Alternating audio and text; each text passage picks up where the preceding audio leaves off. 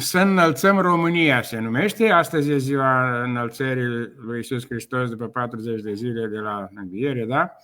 Ridică-te, popor român, privește sus. Cu ce partid simpatizezi, române? De ce? De 33 de ani simpaticii ne-au înșelat, e timpul să-i uităm, să ne urnim. Români, veniți și luați putere. Puterea este la români. Veniți și luați-vă puterea.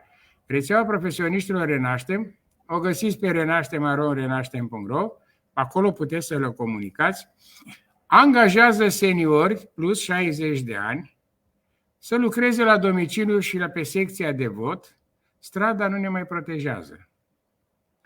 Respectați fișa postului. Curaj, iubire, dăruire, speranță.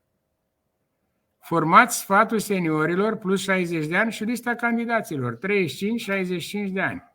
Este esențial. Alegeți români cinstiți, harnici, competenți, patrioți pentru a administra România.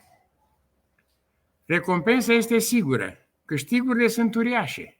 Redăm România românilor, lăsăm România urmașilor, trăim decent în țara noastră bogată.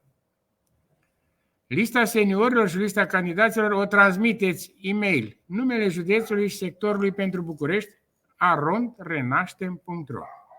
Exemplu, Timiș, arondrenaștem.ro, sector 3, arondrenaștem.ro. Partidul Românilor de Pretutindeni angajează candidații 30-35 de ani pentru a salva România.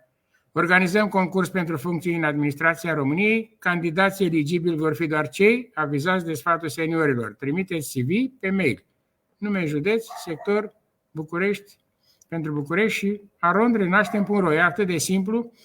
Exemplele sunt aceleași. Faceți ca România să fie mândră de voi, români. Iubirea este cea mai puternică forță pentru unitatea noastră și ea nu are limite.